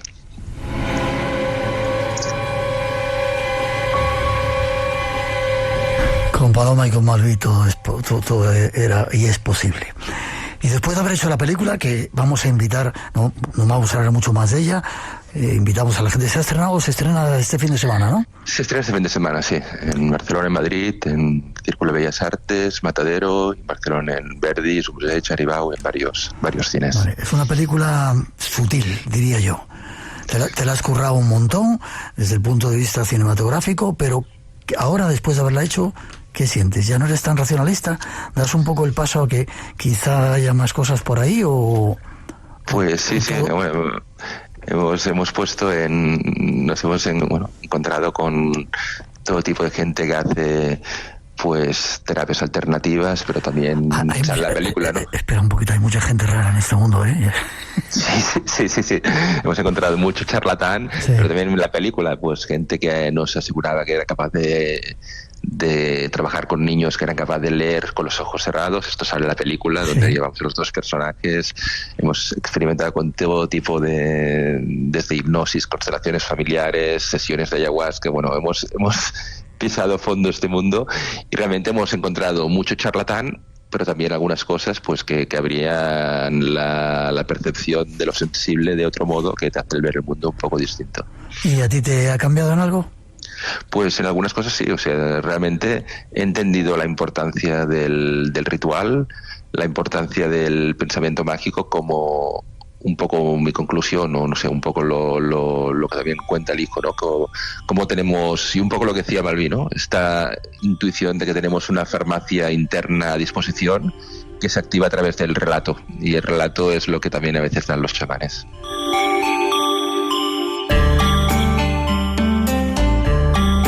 Ahí está la noticia, una película participada por Radio Televisión Española, y dice: Supernatural consigue abrir una dimensión humanística. Todos somos vulnerables a las historias en las que decidimos creer, y quizá estas sean las que nos sostienen. Gracias, Ventura, por hacer películas como estas. Muchas gracias, Miguel, por invitarme a estar con vosotros. Forma de contacto, si quieren saber más de la película, de ti, tener más datos. Yo no tengo redes sociales. Tengo el mail de la productora, de nanouk.tv, pero no tengo redes sociales. No sé si decirte que haces bien. Bueno, ahí está en el cine, ya hay cosas súper naturales en este mundo, y este es un ejemplo. Gracias, Ventura, espero seguir viéndote. Muy bien. Muchas gracias, igualmente. Un fuerte abrazo. Adiós. Igualmente. Hola, hola Miguel, saludos para ti y para todo el equipo de Espacio en Blanco y de Radio Nacional de España, una radio que llevo en el corazón, que quiero mucho. Saludos desde San José de Costa Rica, aquí en Moravia, mientras conduzco un autobús. Aquí son las 7:35 de la noche y esperamos seguir conduciendo hasta la medianoche. Gracias por todos estos años de acompañarme con ese excelente programa. Un abrazo a todas y a todos.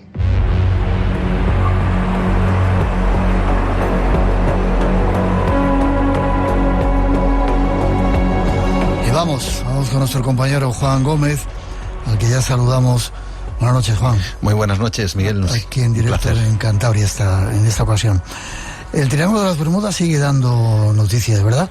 Sí. No sabemos todavía exactamente qué es lo que pasa, si burbujas de aire, burbujas de metano que están debajo, sí, etcétera, etcétera, pero el caso es que sigue desapareciendo gente y vienes a contarnos un caso de alguien desaparecido. Sí, la extraña desaparición de un madrileño que ya llevaba muchos años viviendo en Estados Unidos, en concreto en Miami, llamado Miguel Campoy. Y estamos hablando además de algo que ha pasado casi de puntillas. No te voy a decir que haya desaparecido, pero sí ha pasado de puntillas, yo creo, por los medios informativos y ha quedado casi como una noticia anecdotaria. Sin embargo, es cierto que el hecho de que alguien desaparezca y que su desaparición esté cercano al Triángulo de las Bermudas hace que todo esto del misterio de este lugar vuelva a desatarse. ¿Quién es Miguel Campoy y qué hacía en Miami? Pues, ¿es madrileño? ¿Español? Sí, español, madrileño, madrileño que él decide, aunque él es español, pero tiene doble nacionalidad, también tiene nacionalidad estadounidense. Y él, con 56 años, que tiene ahora, debería de tener, pues viaja a Estados Unidos, lo hace ya más de 10 años, por una razón que él considera un poco de estas energías vitales, ¿no?, que a veces tenemos, y es el hecho de que él se considera, no voy a decir la palabra antisistema, pero que sí va un poco en contra del sistema. Él quiere buscar otra forma de vida y lo que decide es vivir en un barco.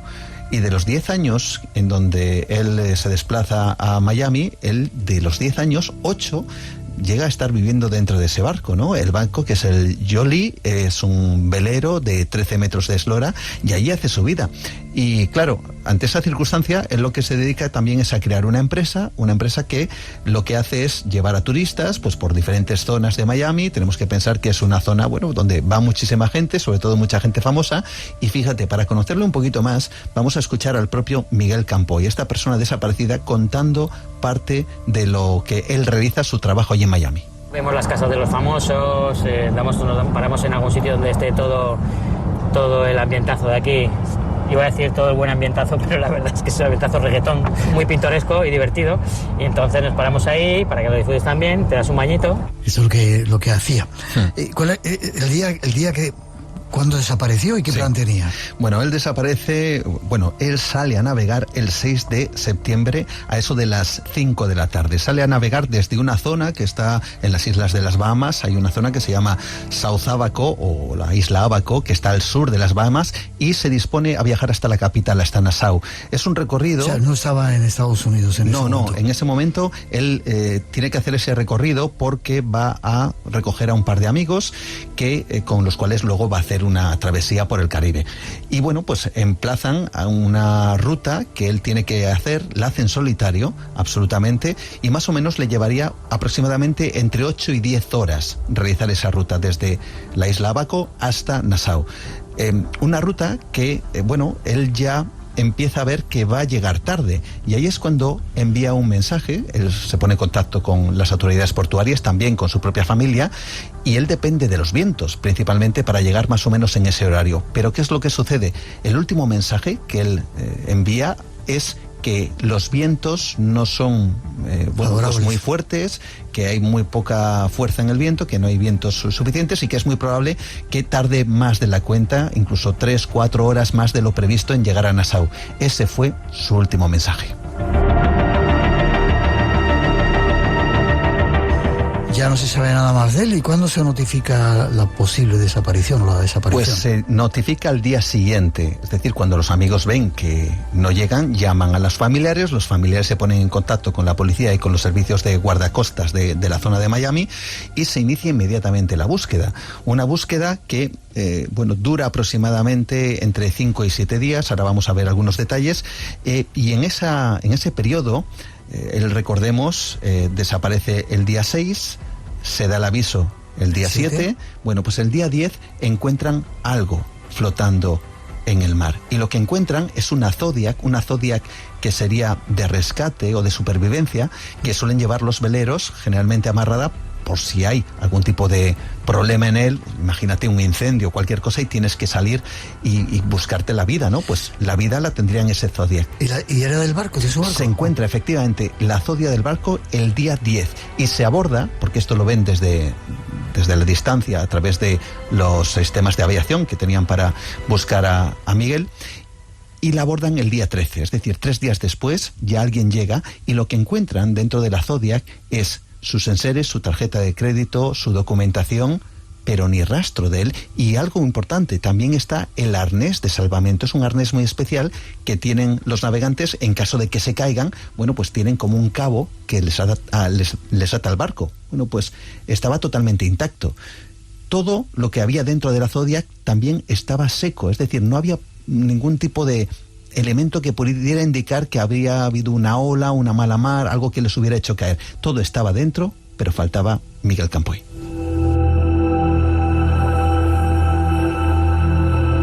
¿Cuáles son las explicaciones que se dan, que había podido ocurrir? Claro, tenemos que pensar. Lo que parece claro es que Miguel tiene un problema en su velero, se sube a la Zodiac y luego desaparece.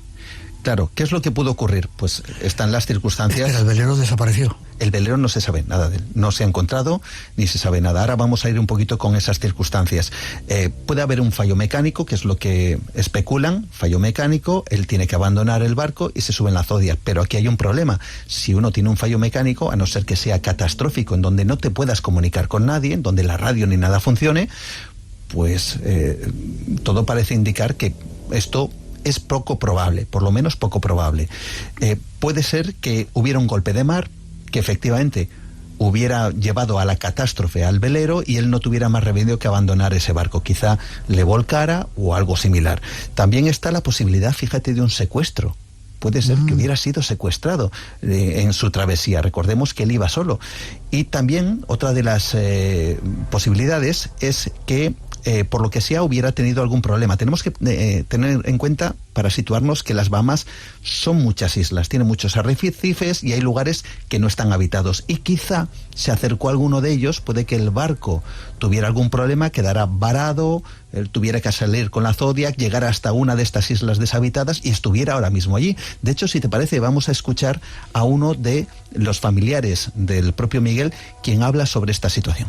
Haberlo encontrado nos da la esperanza de que en cualquiera de las múltiples islas que hay por esa zona puede estar embarrancado, que no se abandone la búsqueda hasta que haya algo concreto que nos identifique, o porque hemos encontrado el barco naufragado y ya no hay esperanza, o porque realmente tengamos noticias flagrantes de que o ha muerto o está vivo.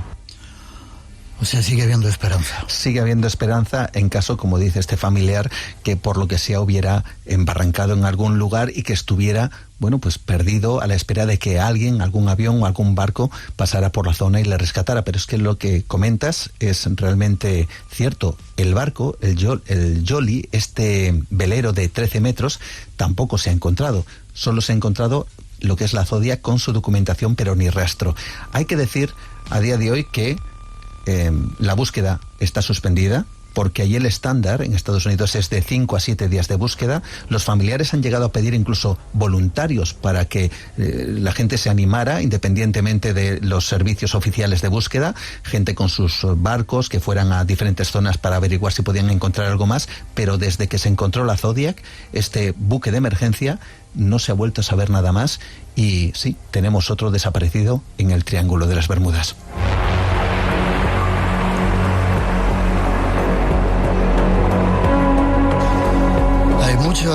muchos oyentes nuestros que nos escuchan en la zona, igual hasta Miguel era uno de nuestros oyentes, ojalá no se pierda la esperanza, ojalá aparezca y no sea uno más de esos desaparecidos en el Triángulo de las Bermudas. Vamos a seguir con el asunto, ¿vale? Vamos a seguir, vamos a estar muy pendientes porque, como digo, hay voluntarios que siguen a día de hoy tras la búsqueda de este madrileño que se ha perdido en esa zona. Esperemos que tenga buen fin la búsqueda de Miguel Campoy. Ojalá.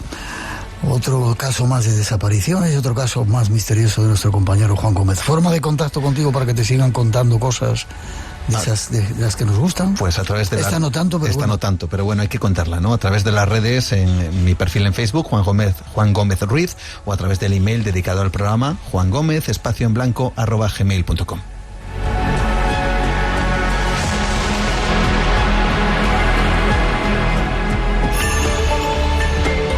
Si puedes imaginarlo, ¿por qué no vivirlo? Si les ha pasado a otros, ¿por qué no a ti? Espacio en Blanco, el lugar donde encuentras lo improbable.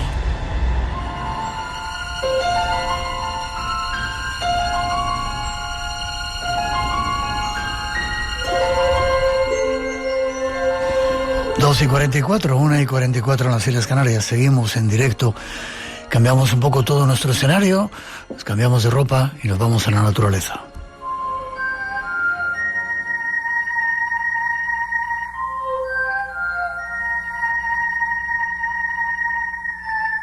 Si hay lugares donde existen misterios, es en la naturaleza. Y tenemos a nuestro compañero Luis Miguel Domínguez, experto naturalista, con nosotros de nuevo para relatarnos algunos de ellos. Buenas noches, Luismi. Hola, ¿qué tal? ¿Cómo estás? Pues muy bien, Miguel, muy bien. Creo que entusiasmado.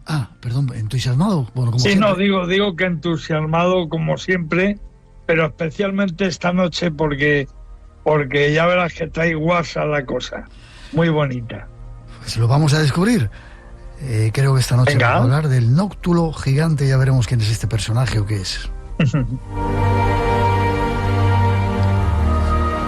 Cuéntame, ¿qué es eso del nóctulo gigante?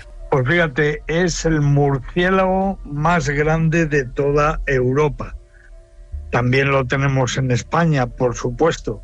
Y es un animal tan grande y tan especial que llega incluso a alimentarse de pájaros. ¿Qué me dices? O sea que es un murciélago cazador espectacular, maravilloso. Se llama así, ¿no? Nóctulo gigante. Sí, nóctulo gigante, nóctulo mayor, le llaman nóctulo grande. Sí, es un animal muy, muy especial, vale. De verdad. Dices que es muy grande. ¿Qué dimensiones tiene? Bueno, fíjate, grande para los murciélagos. Realmente es un animal que tiene de envergadura en torno a 46 centímetros. O sea, digamos que medio metro de envergadura, de punta de ala a punta de ala. Y pesa solamente 60 gramos. Pero claro, comparándolo con cualquier especie de murciélago europeo, este es el campeón, el más grande de todos, claro. Ya, pero si los comparamos con los americanos, esos murciélagos que hay gigantescos. Uy, amigo mío, claro. O los zorros voladores. O el propio animal más tenebroso que yo he conocido, que es el vampiro Spectrum. No el vampiro del que ya hablé, sino el Spectrum. El Spectrum es un bicho que tiene 1 metro de envergadura, que es carnívoro y que vive en la selva amazónica, y que cuando pasa por encima de tu cabeza se produce una sensación como si hubiera pasado efectivamente un espectro.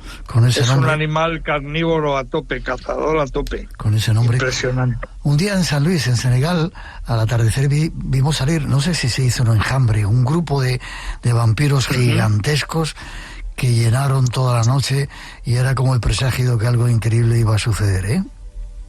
Sí, claro, es muy bonito. Pero fíjate, esos quirópteros que tuviste ahí en Senegal suelen ser frugívoros. Son zorros voladores, son animales que se alimentan de frutas y de néctar de las flores de los árboles selváticos.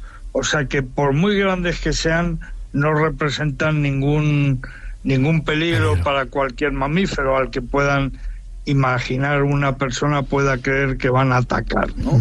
No, son frugívoros absolutamente.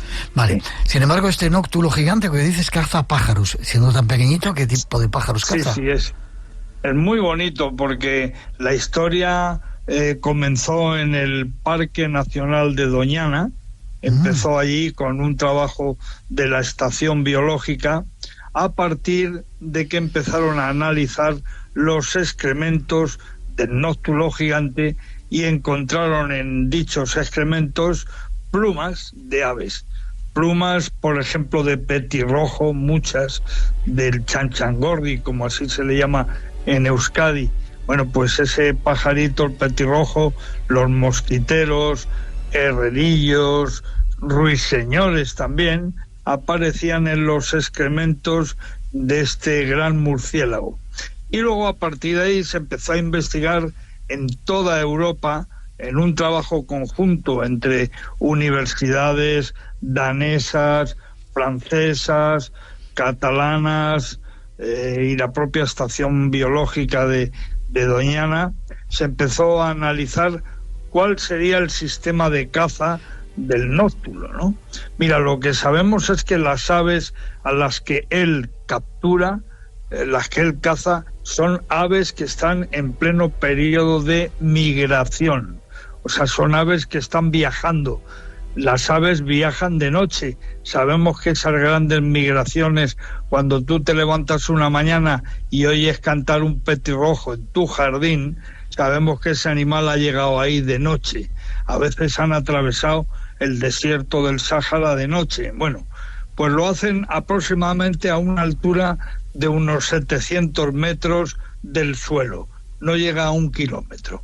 Bueno, pues en esos 700 metros de altitud es donde el nóctulo se pone las botas, porque lo que hace es utilizar el sonar que tiene a través de la ecolocalización, que son los ultrasonidos que él manda habitualmente para cazar insectos, pero en este caso lo que le indica esos ultrasonidos es la presencia de un ave a la que aturden, acaban capturando, la arrancan las alas, la dejan sin alas y así se la pueden comer con mayor tranquilidad. O sea que esto que te estoy contando es una peripecia zoológica impresionante.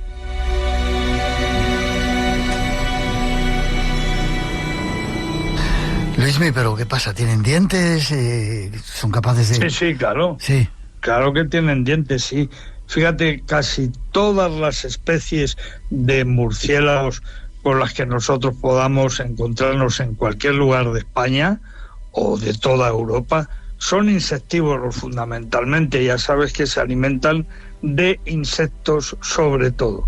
Bueno, este nóctulo tiene una dentadura realmente perteneciente a un animal con la capacidad, ya te digo, de cortar las alas a un petirrojo y luego írselo zampando en vuelo con tranquilidad y mordiéndole con total seriedad, ¿no? Espera, o sea que lo cazan en vuelo y se lo comen, le quitan las alas en vuelo y se lo comen volando. Sí, se lo comen volando, sí, fíjate que qué investigación tan profunda y tan complicada ha hecho la estación biológica de Doñana para conseguir entender qué pasa a 700 metros de altura en una noche de primavera o de otoño, ¿no?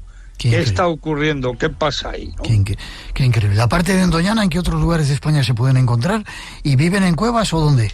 Pues mira, sobre todo y fundamentalmente ellos precisan de un ecosistema que a veces es muy denostado y que conviene recordar su gran valor.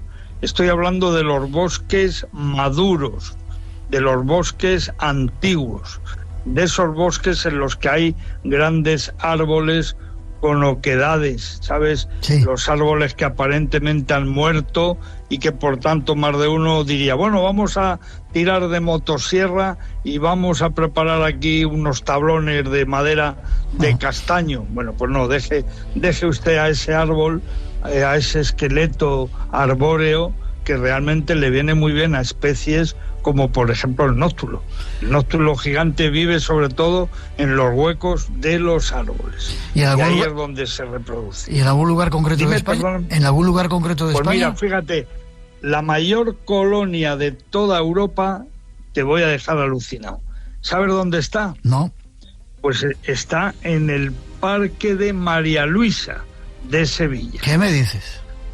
Sí, en el Parque de María Luisa de Sevilla tenemos la gran población de nóctulo gigante, que ha pasado un mal momento y todavía estamos preocupadillos por una situación que tiene que ver con nuestra dejadez, y es que la cotorra de Kramer y la cotorra argentina, estas dos especies invasoras que vienen de la mano de las personas que las han soltado en nuestros ecosistemas, y ya ves, Miguel, cómo tenemos cotorras en toda España.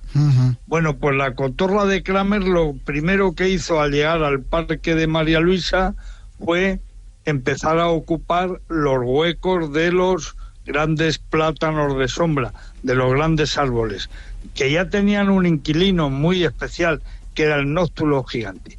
Pero las cotorras han echado sistemáticamente hasta reducir la población de nóctulo a niveles ínfimos. Y, en fin, se está trabajando en este asunto.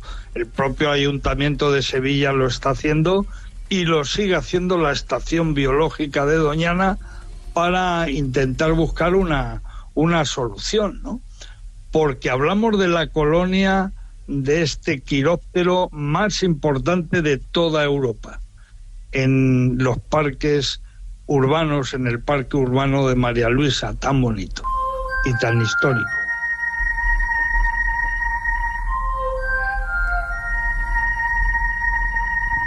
Misterios de la naturaleza con Luis Miguel Domínguez, que hoy nos ha sorprendido con ese nóctulo gigante. Qué historia tan preciosa, como tú dices. ¿Forma de contacto contigo, sí, Luismi? Pues mira, a través de mi correo, que es lmdominguez@gmail.com, y en todas las redes sociales como LM Domínguez. Como siempre, un placer.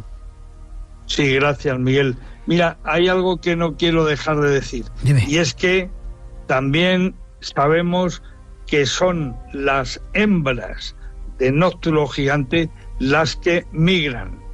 O sea, fundamentalmente sabemos que especialmente en el centro de Francia, las hembras de este murciélago viajan hacia España para aparearse con murciélagos ibéricos.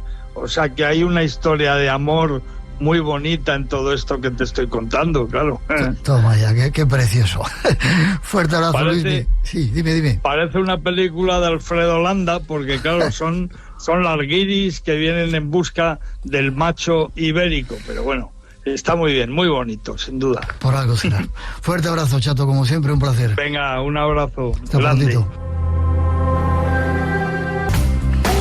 Tenemos que terminar por hoy. Como siempre, ha sido un placer compartir este tiempo de Radio Mágica con todos vosotros y ojalá os haya gustado.